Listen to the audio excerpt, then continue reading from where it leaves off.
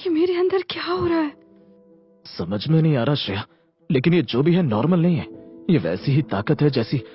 रोहन बोलते बोलते चुप हो गया। उसके मन में एक साथ बहुत सारे सवाल चल रहे थे। जो मैं सोच रहा हूँ कहीं वो सच तो नहीं है? क्या श्रेया भी मेरी ही तरह है? नहीं, ये नहीं हो सकता। श्रेया तो एक इंसान है। तो फिर क्या हुआ रोहन? तुम चुप क्यों हो? बताओ ना मुझे, क्या हो रहा है? आखिर ये ताकत मेरे अंदर कहाँ से आई? श्रेया तुम चिंता मत करो, सब कुछ ठीक हो जाएगा।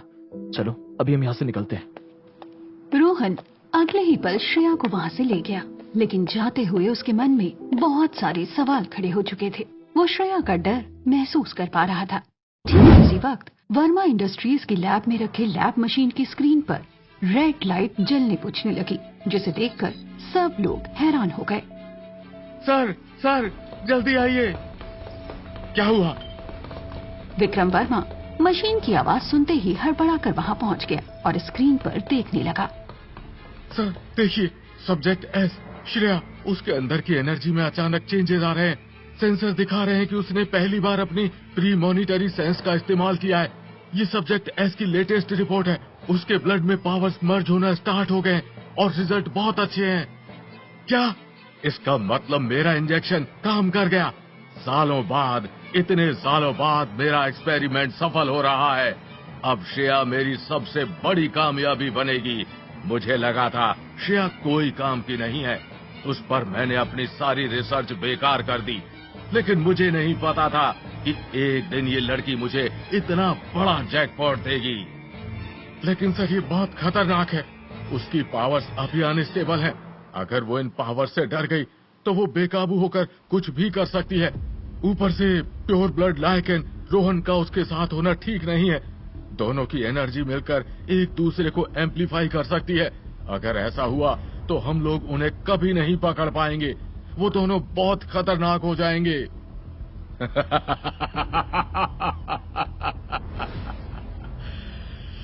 खतरनाक नहीं, दिलचस्प। अब ये खेल और भी दिलचस्प और मजेदार हो गया है। एक प्योर ब्लड लाइकेन और एक इंसान जिसके अंदर मेरी दी हुई पावर्स हैं। श्रेया मेरी सालों की रिसर्च का परिणाम है। जरा सोचो, जब ये दोनों मिलेंगे तो क्या होगा? और प्रकाश, जब उसे पता चलेगा कि उसकी बेटी मेरी सबसे बड़ी रचना है तो कितना मजा आएगा। सालों तक उसने मेरी रिसर्च का मजाक उड़ाया है, मुझे रोका है, लेकिन अब उसकी बेटी ही मेरी मदद करेगी, वो भी रोहन के साथ मिलकर। विक्रम वर्मा की आंखों में एक पागलपन वाला जुनून था, क्योंकि उसका बनाया हुआ मोहरा अब खुद एक खिलाड़ी बन रहा था। उसकी खुशी का कोई ठिकाना नहीं था। वो एकटक स्क्रीन पर देखे जा रहा था। उसका ये पागलपन देखकर लैब में मौजूद लोग घबराने लगे। वहीं विक्रम वर्मा ने तुरंत अपने हेड ऑफ सिक्योरिटी को इंटरकॉम पर बुला लिया। इंटरकॉम की आवाज सुनते ही हेड ऑफ सिक्योरिटी के साथ कुछ हट्टे कट्टे आदमी वहाँ पहुँच गए। Code red, plan B activate करो। अब इंतजार नहीं कर सकते। वो दोनों अभी कॉलेज में होंगे या फिर उसके आसपास ही होंगे। चाहे जहाँ भी हो, मुझे वो दोनों यहाँ चाहिए, जिंदा, चाहे इसके लिए कुछ भी करना पड़े। ध्यान रहे, कोई गलती नहीं होनी चाहिए। Yes sir. विक्रम वर्मा का सब्र अब जवाब दे चुका था। वो अपने 20 साल के एक्सपेरिमेंट के नतीजे को अपनी आंखों के सामने अपनी लैब में देखना चाहता था। उसका ऑर्डर सुनते ही सारे गार्ड्स रोहन को लेने के लिए निकल पड़े। वहीं दूसरी तरफ कॉलेज की छत पर हुए हादसे के बाद रोहन श्रेया का हाथ पकड़कर उसे तेजी से सीढ़ियों से नीचे ले आया। कॉलेज खत्म होने के बाद वो दोनों सभी की नजरों से बचते हुए कॉलेज के पीछे वाले गेट से बाहर निकल गए और पास की एक सुनसान शांत गली में आ गए, जहाँ कोई नहीं था। श्रेया अचानक हुई इन चीजों से अब तक बहुत घबराई हुई थी। रोहन, आखिर ये मेरे साथ क्या हो रहा है? मेरे अंदर न जाने कैसे कैसे। श्रेया चिंता मत करो, सब ठीक हो जाएगा। नहीं रोहन, मुझे सपने में भी आजकल भेड़िए। इससे पहले कि श्रेया अपनी बात पूरी कर पाती, बहुत सारी गाड़ियां उनके आसपास आकर रुक गईं। गाड़ियों से लगभग 1 दर्जन से ज्यादा लोगों ने बाहर निकलकर उन्हें चारों तरफ से घेर लिया। सभी ने काले कपड़े पहने थे और उनके चेहरे ढके हुए थे। उनके हाथों में बिजली के झटके देने वाली रॉड्स और बेहोश करने वाली गैस की गन थी। ये सारे विक्रम वर्मा के सबसे ट्रेन्ड कमांडोज थे। कहीं भागने की कोशिश मत करना, तुम हर तरफ से घिर चुके हो। उन लोगों को सामने देखते ही रोहन और श्रेया हक्के बक्के रह गए। रोहन ने तुरंत श्रेया का हाथ पकड़ लिया। कौन हो तुम लोग? हम तुम्हारा फ्यूचर है बच्चे, अब चलो चुपचाप कार में बैठ जाओ, वरना अंजाम बहुत बुरा होगा। श्रेया डर से कांप रही थी। वो सारे गुंडे धीरे धीरे आगे बढ़ने लगे। उन्हें देखकर रोहन के अंदर का गुस्सा और दर्द एक ऐसे ज्वालामुखी की तरफ फटा जिसे वो अब काबू नहीं कर पाया। उससे हाथ मत लगाना, रोहन ने दहाड़ के साथ कहा। साथ ही श्रेया और बाकी लोगों ने अगला जो मंजर देखा उसे देखकर सभी के होश उड़ गए थे। रोहन के शरीर में एक अजीब सी हरकत होने लगी। उसकी उंगलियां अचानक लंबी होने लगी, नाखून काले और मोटे होकर पंजों की शक्ल लेने लगे। उसकी पीठ एक अजीब से एंगल में मुड़ गई और उसकी रीढ़ की हड्डी की बनावट बदलने लगी। रोहन, ये क्या? रोहन की आंखों का रंग पूरी तरह से दहकते हुए सोने जैसा हो गया था। उसके चेहरे की हड्डियां आगे की तरफ बढ़ने लगी। उसके दांत नुकीले और खूंखार हो गए। वो पूरी तरह नहीं बदला। उसका आधा शरीर एक खतरनाक भेड़िए में बदल चुका था। वो गुंडा जो श्रेया की तरफ बढ़ रहा था, रोहन के इस रूप को देखकर एक पल के लिए डर से जम गया। उसका गला सूख सा गया और डर के मारे उसके रोंगटे खड़े हो गए। रोहन अपने उस आधे बदले हुए रूप में खड़ा होकर श्रेया को देखने लगा। उसकी आंखों में दर्द भरा था। श्रेया डर से कांप रही थी। वो धीरे धीरे पीछे हटने लगी, लेकिन रोहन को इस तरह बदलते हुए देखकर अचानक श्रेया के अंदर भी एक अजीब सी हलचल होने लगी। उसके सिर में तेज दर्द उठा और उसे अपने आसपास की हर चीज में वाइब्रेशन महसूस होने लगा। रोहन ने मौका देखते ही विक्रम वर्मा के गुंडों पर हमला कर दिया। इस बार उसकी ताकत और रफ्तार 10 गुना बढ़ चुकी थी। वो उन्हें किसी खिलौने की तरह उठाकर फेंक रहा था, लेकिन तभी 2 गुंडों ने पीछे से श्रेया को पकड़ लिया। लड़की हमारे पास है, छोड़ दो हमारे लोगों को, वरना ये लड़की बचेगी नहीं। छोड़ दो उसे। पीछे हट जाओ, वरना ये लड़की अपनी जान से जाएगी। बस बहुत हुआ, अब दोनों चुपचाप गाड़ी में चलकर बैठ जाओ। ये कहते हुए उस आदमी ने श्रेया के सिर पर गन तान दी और जेब से इंजेक्शन निकालने लगा। गन देखकर रोहन गुस्से में बेकाबू हो गया, लेकिन श्रेया की मासूम आंखों को देखकर उसने आगे आने की हिम्मत नहीं की।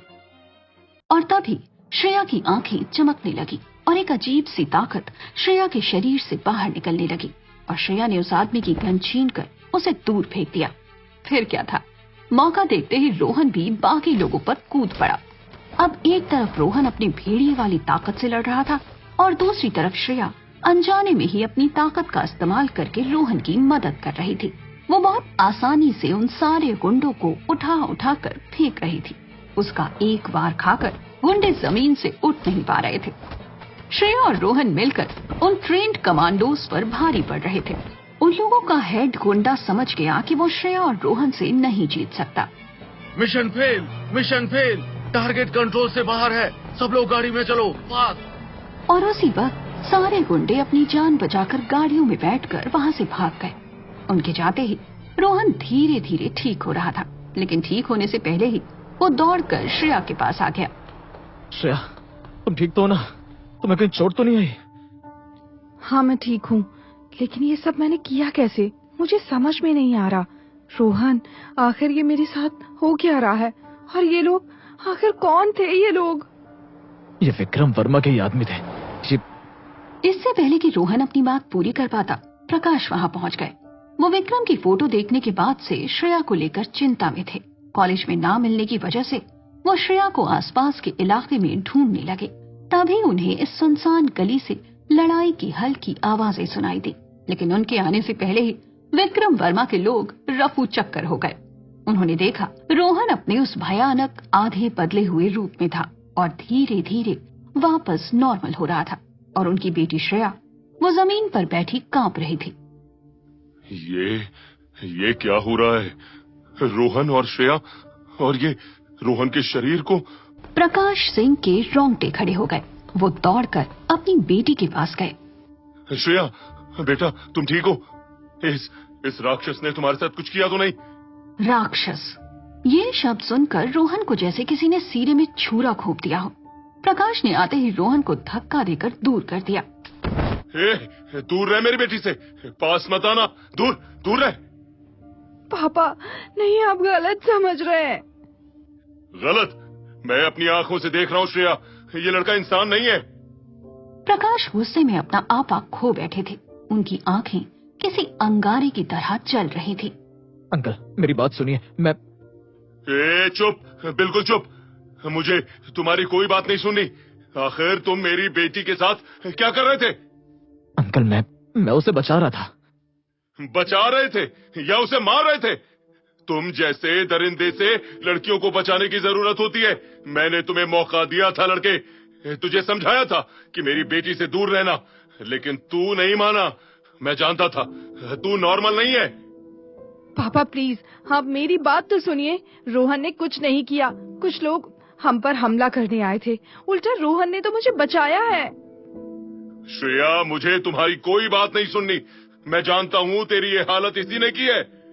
ये शहर में भी इसी तरह लोगों को मार रहा है। इससे तो मैं छोड़ूंगा नहीं।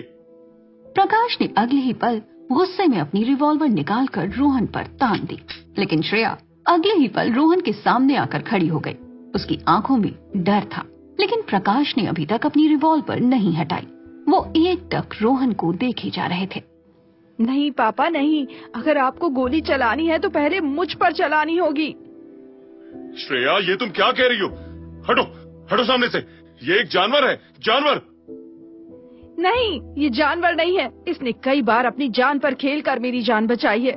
मैं रोहन से प्यार करती हूँ, और आज जो कुछ भी हुआ उसमें सिर्फ रोहन नहीं, मैं भी शामिल हूँ। मेरे अंदर भी कुछ अजीब हो रहा है पापा। श्रेया की बातें सुनकर प्रकाश सिंह के हाथ कांपने लगे। उन्होंने अगले ही पल रिवॉल्वर नीचे कर ली। अजीब हो रहा है क्या? हाँ, क्या मतलब है तुम्हारा? इससे पहले कि श्रेया कुछ जवाब दे पाती, उसका सिर भारी होने लगा और उसे धीरे धीरे चक्कर आने लगे। अगले कुछ ही सेकंड में वो बेहोश होकर जमीन पर गिर गई। श्रेया! रोहन और प्रकाश दोनों एक साथ उसे संभालने के लिए आगे आ गए। श्रेया, आंखें खोलो। दूर हटो मेरी बेटी से, दूर हटो। लेकिन अंकल, मैंने कहा ना, दूर दूर हट। प्रकाश की आंखों में गुस्से का अंबार फूट पड़ा था। वो अपनी बेटी की ये हालत देख नहीं पा रहे थे। रोहन उनके गुस्से भरे चेहरे को देखकर पीछे हट गया। प्रकाश ने अगले ही पल श्रेया को गोद में उठाकर गाड़ी में लिटा दिया। रोहन दूर खड़ा देखता रहा और प्रकाश ने तेजी से वहाँ से गाड़ी निकाल ली। अगले कुछ ही मिनटों में गाड़ी रोहन की आंखों से ओझल हो गई। कुछ ही देर में प्रकाश श्रेया को घर ले आए। प्रकाश के फैमिली डॉक्टर श्रेया का चेकअप कर रहे थे। क्या हुआ डॉक्टर साहब, सब ठीक तो है ना? हाँ, सब ठीक है, चिंता की कोई बात नहीं है। सिर में दर्द होने की वजह से बेहोश हो गई है। वैसे श्रेया इन दिनों किसी तरह का स्ट्रेस तो नहीं ले रही?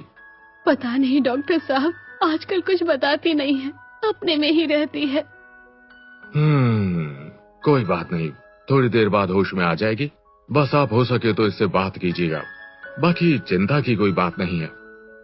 इस उम्र में बच्चे छोटी छोटी बातों को बड़ा बनाकर मन में डाल लेते हैं। मैंने कुछ मेडिसिन लिख दी है, ये दे देना। ये बात कहते हुए डॉक्टर ने कुछ मेडिसिन लिखकर प्रकाश को दे दी और अगले ही पल वहाँ से निकल गए। सुधा डॉक्टर की बात सुनकर और अपनी बेटी की हालत देखकर रोई जा रही थी। क्या हो गया है मेरी बच्ची को? न जाने किसकी नजर लग गई इसे। शांत हो जाओ सुधा, वो ठीक हो जाएगी। डॉक्टर ने कहा ना, मामूली सा सिर दर्द है। लेकिन ये सब हुआ कैसे? आप श्रेया के साथ थे क्या? ये बात सुनते ही प्रकाश का दिल भी बैठ गया। उसे अचानक वो मंजर याद आ गया जो उनकी समझ से परे था। रोहन का वो रूप और श्रेया के वो शब्द। मेरे अंदर भी कुछ अजीब हो रहा है पापा। ये शब्द जैसे उनके दिमाग में घूमने लगे। बताइए ना। मुझे भी नहीं पता सुधा। श्रेया के कॉलेज से कॉल आई थी और मैं उसे कॉलेज से ही लेकर आ रहा हूँ। सच कहूँ तो आप दोनों बाप बेटी एक जैसे ही हो। मुझे इस घर में कोई कुछ नहीं बताता, चाहे फिर किसी की जान पर क्यों ना आ जाए। सुधा ये कहते हुए किचन की तरफ चली गई, लेकिन प्रकाश के मन में अभी भी वही मंजर घूम रहा था। कुछ तो बहुत अजीब हो रहा है। मतलब आखिर श्रेया क्या कहना चाहती थी? कहीं ये उस 20 साल पहले के इंजेक्शन का तो असर नहीं है जिसे विकास ने? नहीं नहीं, ऐसा नहीं हो सकता। 20 साल से तो श्रेया को कुछ नहीं हुआ, लेकिन मुझे इस रोहन को श्रेया से दूर ही रखना होगा।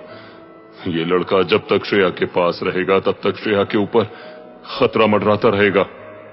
ये सोचते हुए प्रकाश के मन में अचानक 20 साल पुरानी याद ताजा हो गई, जिसके याद के ताजा होने से वो सिर से पैर तक कांप उठे। एक तरफ श्रेया अपने घर में बेहोश थी, तो वहीं दूसरी तरफ रोहन अपने कमरे में अकेला अपने जख्मों पर मरहम लगा रहा था।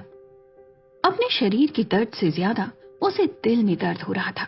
श्रेया का वो डरा हुआ चेहरा और प्रकाश की आंखों में उसके लिए नफरत, ये सारी चीजें वो चाह कर भी भुला नहीं पा रहा था।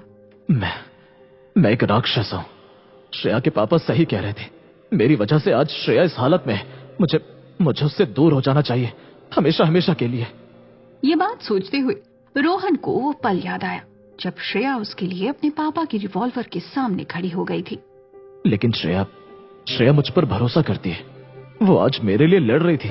नहीं, मैं हार नहीं मान सकता। मैं उसे अकेला नहीं छोड़ सकता। विक्रम वर्मा, करण, मुझे इन सबका सामना करके श्रेया के पापा को समझाना होगा ताकि वो मेरी बात का यकीन कर सके। ये सोचते हुए रोहन की आंखों की कोर गीली हो गई।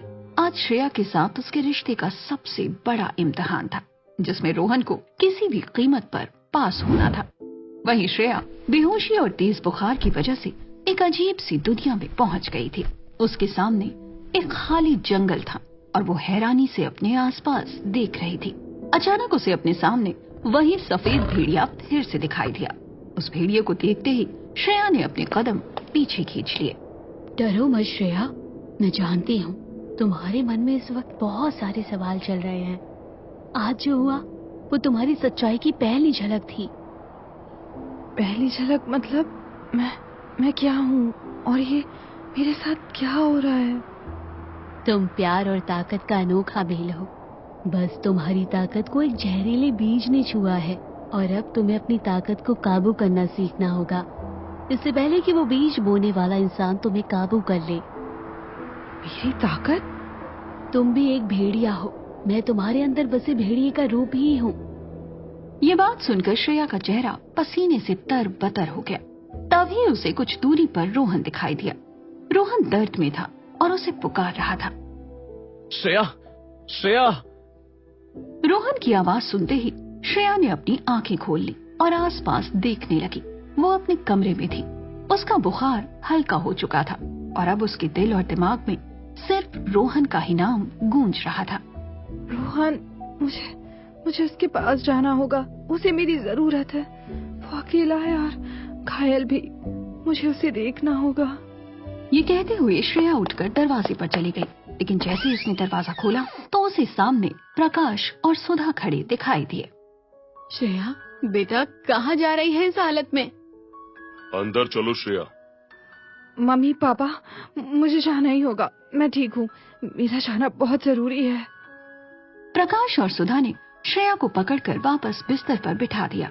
सुधा अगले ही पल श्रेया के माथे पर हाथ रखकर उसका बुखार चेक करने लगी।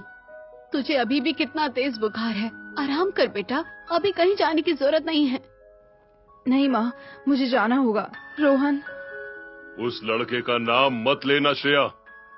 पापा प्लीज, आप नहीं जानते वो। मैं सब जानना चाहता हूँ श्रेया। मैं जानना चाहता हूँ कि आज क्या हुआ था। वो लड़का उस रूप में तुम्हारे साथ आखिर क्या कर रहा था, और तुमने क्यों कहा कि तुम्हारे अंदर भी कुछ अजीब हो रहा है? ये बात कहते हुए प्रकाश की आंखों में गुस्सा नहीं बल्कि एक पिता का डर और अपनी बेटी के लिए गहरी चिंता दिखाई दे रही थी। आप बिना अभी क्यों ये सब बातें कर रहे हैं? इसकी तबीयत ठीक नहीं है। नहीं सुधा, आज मुझे सच जानना ही होगा। आज मैंने अपनी बेटी को उस हालत में देखा है जिसके बाद मुझे डर लगने लगा है। ये बात सुनकर सुधा भी हैरान हो गई और श्रेया की आंखों में देखने लगी। श्रेया की आंखों से आंसू रुक नहीं रहे थे। आखिर क्या बात है बेटा? बताओ श्रेया, क्या है वो राज जो तुम मुझसे छिपा रही हो बेटा? कुछ ना कुछ बात तो है। अपने पापा के मुंह से ये शब्द सुनकर श्रेया के पास कोई रास्ता नहीं बचा था। उसने फैसला किया कि वो अपने पापा को सब कुछ बता देगी। पापा, मुझे कुछ महीनों से अजीब अजीब सपने आ रहे हैं। कैसे सपने? श्रेया ने तुरंत बताना शुरू किया। उसने एक एक करके उस बंद कमरे के बारे में, उस इंजेक्शन के बारे में, उस जानी पहचानी आवाज और आंखों के बारे में सब बता दिया। प्रकाश और सुधा हक्के बक्के होकर ये सारी बातें सुन रहे थे। और कुछ दिनों से मेरे सपनों में एक सफेद भेड़िया आ रहा है जो मुझसे बातें करता है। पापा, आज मैं और रोहन कॉलेज की छत पर खड़े थे और छत पर अचानक वाटर टैंक का एक हिस्सा मुझ पर गिरने वाला था, लेकिन मैंने उसे रोक दिया। मुझे नहीं पता ये मैंने कैसे किया। मेरे अंदर न जाने ये ताकत कहां से आ गई। लेकिन मेरे सपने में जो सफेद भेड़िया आता है, उसने कहा कि वो मेरे अंदर है। ये ताकत मेरे अंदर रहने वाले भेड़िए की है। मैं पूरी तरह से इंसान नहीं हूँ। ये सब सुनकर सुधा के होश उड़ गए। वो अपनी बेटी को हैरानी से देखे जा रही थी, लेकिन प्रकाश सिंह वो पत्थर की मूरत बनकर सब कुछ सुन रहे थे। उनके चेहरे पर हैरानी नहीं, बल्कि एक पुराना दबा हुआ दर्द और गुस्सा उभर आया था। ये सब क्या कह रही है बेटी? ये सब फालतू की बातें हैं। मैं कल ही तुझे पंडित जी के पास लेकर चलूंगी, वो सब कुछ ठीक कर देंगे। इंजेक्शन? कोई आदमी तुम्हें सपने में इंजेक्शन लगाता है? हाँ पापा। आपको यकीन हो रहा है इसकी बातों पर? ये सब फालतू की बातें हैं और कुछ नहीं। बेटा, तुम्हारे हाथ पर क्या कोई पुराना निशान है? ये बात सुनते ही श्रेया अपने हाथ में लगा निशान देखने लगी। हाँ पापा, ये बहुत हल्का सा निशान है। श्रेया के हाथ में निशान देखते ही प्रकाश सिंह ने अपनी आंखें बंद कर ली और निढाल होकर कुर्सी में बैठ गए। उनका सबसे बड़ा डर आज सच बनकर उनके सामने खड़ा था। वो अतीत जिसे वो सालों पहले दफन कर चुके थे, आज उनकी बेटे की जिंदगी में वापस आ गया था। क्या हुआ पापा, आप ठीक तो हैं? आप ठीक तो हो? ये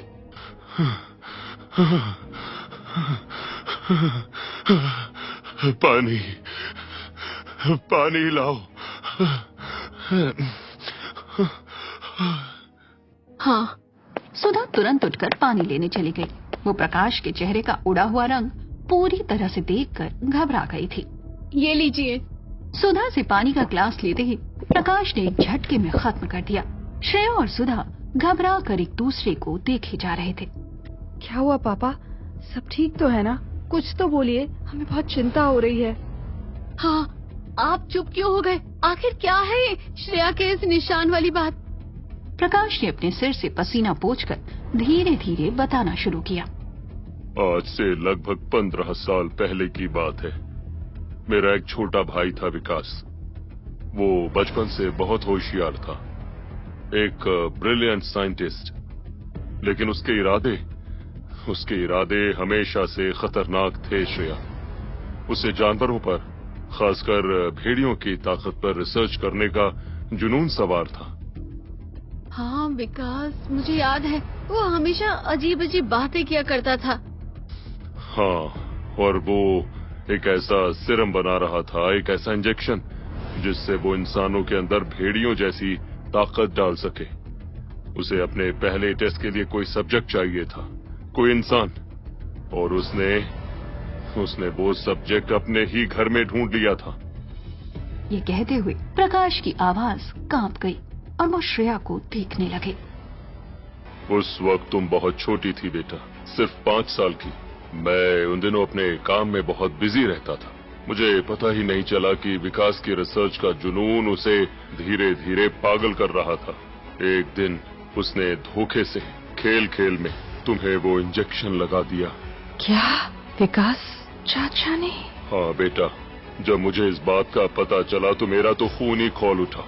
मैंने उसे बहुत मारा, हमारी लड़ाई भी हुई। मैंने उसके लैब का सारा सामान भी जला डाला और उसे पुलिस के हवाले कर दिया। उसे जेल भी हुई। और उसी दिन से हमने विकास का नाम इस घर में लेना बंद कर दिया। हमने सोचा कि वो हमारी जिंदगी से हमेशा हमेशा के लिए चला गया। लेकिन पापा फिर? कुछ साल के बाद वो अपनी सजा पूरी करके जेल से छूट गया। और उसके बाद गायब सा हो गया, जैसे उसे कोई जमीन निगल गई हो या आसमान खा गया। मैंने उसे फिर कभी नहीं देखा। पता नहीं कि आज वो जिंदा भी है या।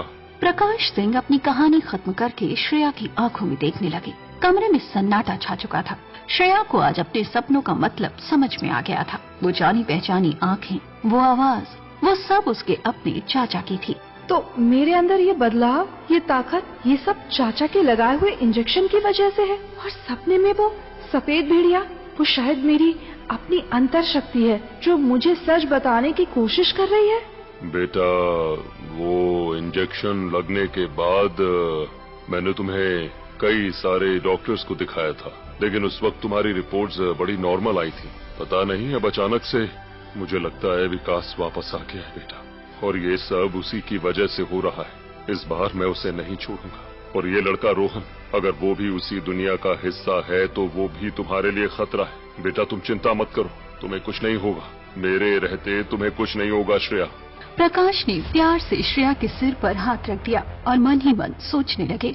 मैं सालों से यही सोचता रहा कि श्रेया ठीक है, उस पर इंजेक्शन का कोई असर नहीं हुआ, लेकिन मैं नहीं जानता था कि विकास का लगाया हुआ वो इंजेक्शन सालों के बाद मेरे परिवार को बर्बाद कर देगा। श्रेया के अंदर भी वही दरिंदगी है जिसकी विकास बातें करता था। नहीं नहीं, मैं अपनी बेटी को इस दरिंदगी से छुटकारा दिलाकर रहूंगा। चाहे कुछ भी हो जाए, मैं उसे बीच में अकेला नहीं छोड़ सकता।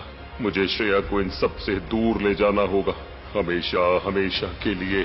ये बात सोचकर प्रकाश कुर्सी से उठकर खड़े हो गए। श्रेया लेटी हुई थी, उसे सिर में हल्का हल्का दर्द हो रहा था। सोना उसके सिर पर हाथ रखकर बैठी थी और तभी प्रकाश ने अलमारी से श्रेया का बैग निकाल लिया। श्रेया चलो तैयार हो जाओ, तुम कल से कॉलेज नहीं जाओगी बेटा। हम अभी के अभी यहाँ से निकल रहे हैं। लेकिन कहाँ पापा? और मेरी पढ़ाई, फेस्ट, इन सब का क्या होगा? इन सबको हम बाद में देख लेंगे श्रेया। मैं तुम्हारे कॉलेज के प्रोफेसर से बात कर लूंगा, लेकिन फिलहाल मुझे कोई बहस नहीं चाहिए। हम आज ही यहाँ से जा रहे हैं। कुछ दिनों के लिए हम मुंबई से कहीं दूर चलेंगे। जब तक मैं इस मामले को सुलझा नहीं लेता तब तक तुम मुंबई में नहीं रहोगी श्रेया। और हाँ, तुम उस लड़के रोहन से किसी भी तरह का कांटेक्ट नहीं रखोगी। लाओ अपना फोन मुझे दो। ये बात सुनकर श्रेया के पैरों तले जमीन खिसक गई। नहीं पापा, आप ऐसा नहीं कर सकते। आप मुझे इस तरह से कहीं कैद नहीं कर सकते। रोहन से मुझे कोई खतरा नहीं है, वो खुद इस वक्त खतरे में है। वो तो मेरी मदद कर रहा है। मदद? वो तुम्हारी मदद नहीं कर रहा, वो तुम्हें अपनी दुनिया में खींच रहा है श्रेया। तुमने उसकी हालत देखी है? वो खुद एक चलता फिरता खतरा है श्रेया। और मैं अपनी बेटी को किसी ऐसे लड़के के आसपास नहीं छोड़ सकता जो एक जानवर हो। वो जानवर नहीं है पापा, और अगर वो है तो मेरे अंदर भी तो वही। इससे पहले कि श्रेया अपनी बात पूरी करती, प्रकाश उसे घूर कर देखने लगे। श्रेया को एहसास हो चुका था कि उसके पापा इस वक्त कुछ भी समझने को तैयार नहीं थे। उनका डर उनके प्यार पर हावी हो चुका था। वो श्रेया के कपड़े निकालकर बैग में भरने लगे, लेकिन तभी प्रकाश का फोन बजा। स्क्रीन पर कमिश्नर सावंत का नाम था। सावंत का फोन इस वक्त? ये बात सोचते हुए प्रकाश कमरे से बाहर आ गए। श्रेया ने उसी वक्त रोते हुए अपनी माँ को गले लगा लिया। हाँ सावंत, बोलो, क्या हुआ? प्रकाश, तुम्हारी आवाज ठीक नहीं लग रही। सब ठीक तो है? हाँ सब ठीक है, बोलो क्या बात है? प्रकाश, तुम अभी के अभी मेरे घर के नीचे वाले ऑफिस में आ जाओ, बहुत जरूरी बात है। मुझे कुछ मिला है वर्मा इंडस्ट्रीज के बारे में। मुझे लगता है कि तुम्हारा शक सही हो सकता है प्रकाश। क्या?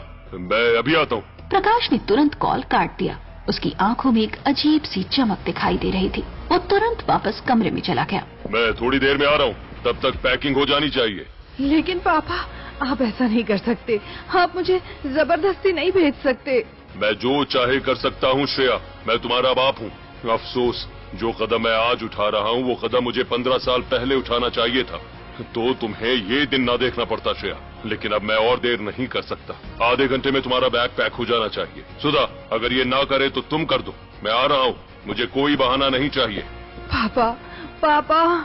श्रेया पीछे से आवाज देती रही, लेकिन प्रकाश ने एक भी आवाज का जवाब नहीं दिया। श्रेया की आंखों से आंसू बह रहे थे, लेकिन सुधा भी कुछ नहीं कर पाई। कुछ ही देर में प्रकाश कमिश्नर सावंत के ऑफिस पहुंच गए। सावंत के चेहरे पर भी तनाव साफ दिख रहा था। उनकी टेबल पर कई फाइलें और एक बिजनेस मैगजीन पड़ी थी। क्या हुआ सावंत? ऐसा क्या हाथ लगाया जो तुमने मुझे अर्जेंट बुलाया? प्रकाश ने दरवाजे के अंदर आते ही कहा, प्रकाश, मैंने तुम्हारी बताई हर बात पर गौर किया। जानवरों के हमले, तुम्हारा शक और वर्मा इंडस्ट्रीज सबके बारे में, और मैंने इस वर्मा इंडस्ट्रीज के बारे में भी पता लगाया। इसका मालिक है विक्रम वर्मा, लेकिन ये एक बहुत ही मिस्टीरियस आदमी है। हाँ, मुझे भी समझ में नहीं आ रहा कि आखिर इतना बड़ा आदमी है और इसकी कहीं फोटो तक नहीं है। तुम्हें उसके खिलाफ कोई सबूत? नहीं, सबूत तो नहीं मिला, लेकिन ये बहुत अजीब सी बात नहीं है कि ये आदमी विक्रम वर्मा, इसने आज तक अपनी कोई भी साफ फोटो पब्लिक में नहीं आने दी। ये मीडिया से हमेशा दूर रहता है, जैसे कोई पहचान छिपा रहा हो।